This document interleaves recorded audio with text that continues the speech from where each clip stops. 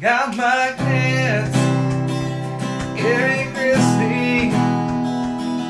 Got my mama and dad too. Got my brothers, Dylan and Ethan. My grandma, my cousins too. It's the family channel all day. We're gonna have some fun today. It's the family channel. That's deadly for some. To continue our aggressive battle to slow the spread of COVID-19, today I have signed a stay-at-home order for the entire state of North Carolina. Enforcement begins at 5 p.m. on Monday, but we urge you to start as soon as you possibly can. It's what we have to do to save lives. It has the force of law. This order directs you to stay home unless you need to leave for essentials such as your job, food, medicine, outdoor exercise, or to help someone. It bans gatherings of more than 10 people and directs everyone to stay at least 6 feet away from each other. This is known as social distancing. We've heard a lot about that, but it's really physical distancing. The order allows essential services to continue and directs those businesses that need to remain open use a strong social distancing policy. These are tough directives, but I need you to take them seriously. Although we're physically apart, we must take these steps together in spirit. Even if you don't think you have to worry about yourself, consider our nurses and hospital staff, doctors, people who will be stretched beyond their capacity if we're unable to slow the spread of this disease. Consider your families. Consider your friends, people that you might infect if you're carrying the virus. We need to keep them safe.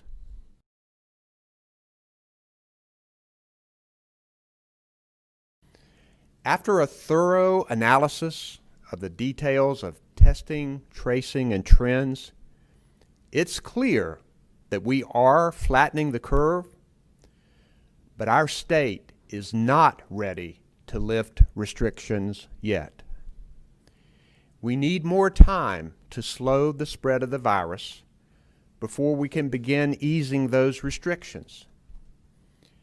So today, I'm extending the stay-at-home order until May the 8th. This will include continued closure of dine-in restaurants and bars, as well as the same close contact businesses like hair salons, nail salons, movie theaters, and School Board Chairman Eric Davis. We've decided to continue learning for the rest of the school year for our K through 12 public schools. School classrooms may be closed, but the learning is not over. We don't make this decision lightly, but it's important to protect the health and safety of our students and our school staff. Many students will need additional help to regain ground that could be lost in this school year.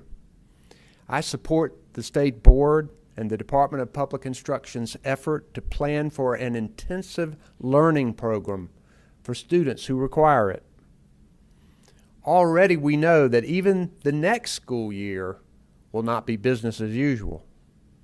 There will be new measures in place to protect health when school buildings open again next year. This pandemic will be with us for some time, but I have every confidence that we will find a way to get schools open safely in the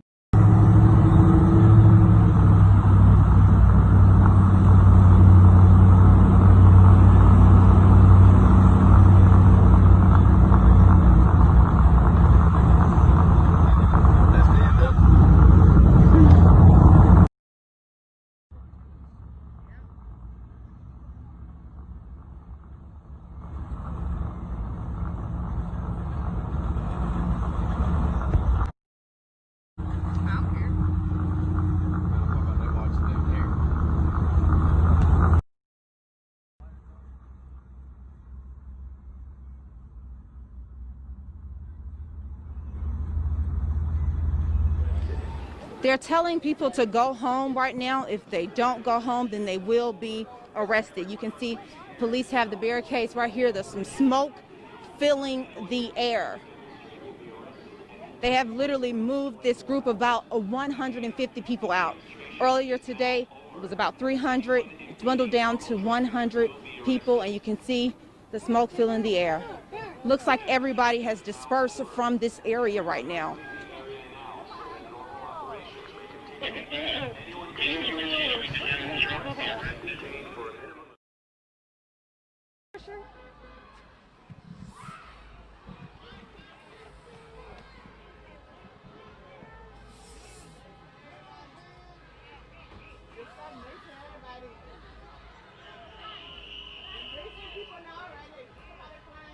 What she say?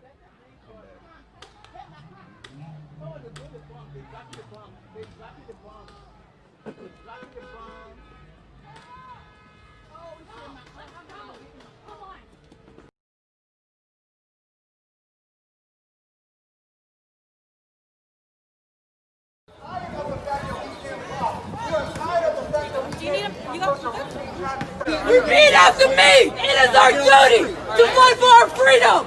It is our duty to fight for our freedom! It is our duty to win! It is our duty to win! We must love and support each other! We must love and support each other! No justice! No peace! No justice! No peace!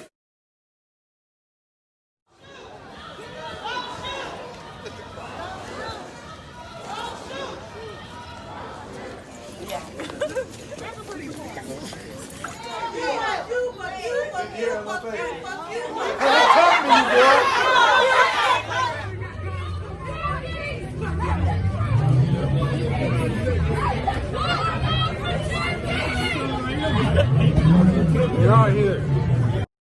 You're out here to be a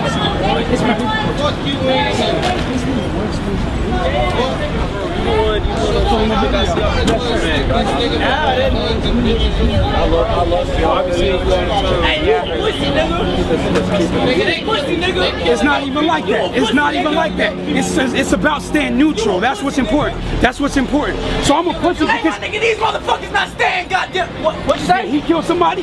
Did he kill somebody? Nigga, that fucking squad did that shit. Somebody? Mind you, that was my motherfucking family, bitch. I understand that. I understand that. I hurt just You a like you fuck guys nigga hurt. for standing behind him because he's black and they keep joke people. Just take off that badge. Just take off that badge. Take off that badge. No, I don't have a badge. I know that. Take off that badge. I'm not a police officer. Take off that badge, nigga. Take off that badge, nigga. Take off that badge. If one black person does something, right? We can't say that every black person is bad. If one white person does something, we cannot say that every cop is bad. None of these people here shot anyone. Right, so None every of them Japanese did. person is the smartest person you ever met? I can't even reason with you You because you're not can't. making sense You to me. can't. What I was trying to help you understand. That's why though. Nobody fucking cares. Now, just give me that $40. Give me a shirt. But the main thing is what I want you to understand. Before I get into the video, I did just want to say thank you to how amazing our viewers have been. We have some viewers who have been just like so incredibly kind and respectful of our son's privacy. I just want to say thank you. Like, that really got me through some really hard times, and I just want to say thanks. Like, you have no idea what that means to me and some of the special messages that you've sent. Like, just thank you from the bottom of our heart. I can't say enough how hard Micah has tried throughout this entire journey and the amount of effort she's put into this and helping Huxley as much as she can.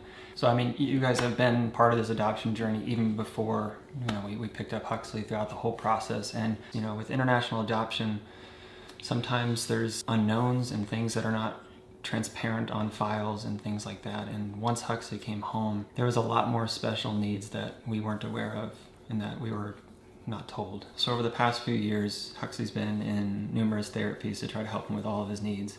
And over the last year has been a more intense therapy that he's been in to try to help him as much as possible with his severe needs. And for us, it's been really hard hearing from the medical professionals a lot of their feedback and things that have been upsetting, really upsetting. He needed more. We haven't made this video yet. It's because we've been trying to protect his privacy, his rights, and also just try to not mess up his future that was laid out in front of us. We're trying our best to make sure we don't impact that at all by making this video. And that's why, like, on Instagram and stuff, I've tried to, like, let you know as little as I could, but I couldn't tell you anymore because I didn't want to mess anything up with what's going on legally. And if I said something, was I gonna mess up things for his future?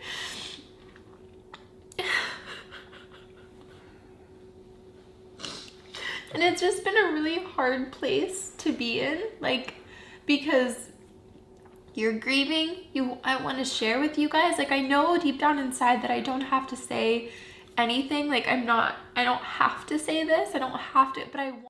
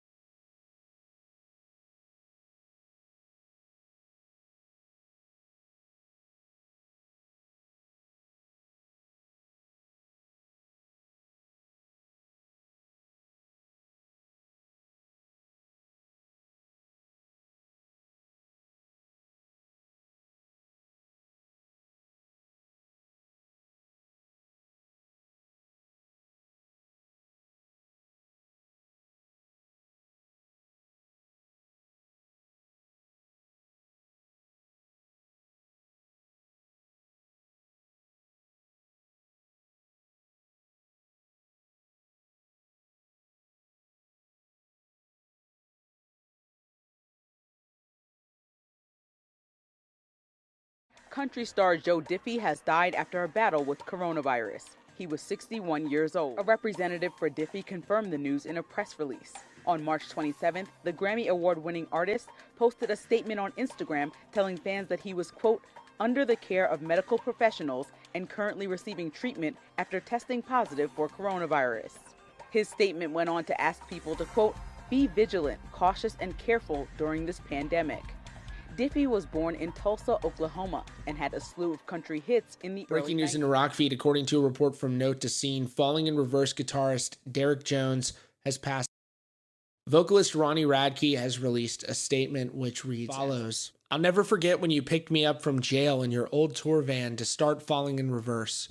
Your spirit will be interwoven through the music I write forever. peace, Derek Jones. My heart is broken. My heart goes out to the family and friends of Derek during this very difficult time as bandmates in Falling in Reverse, Ronnie Radke.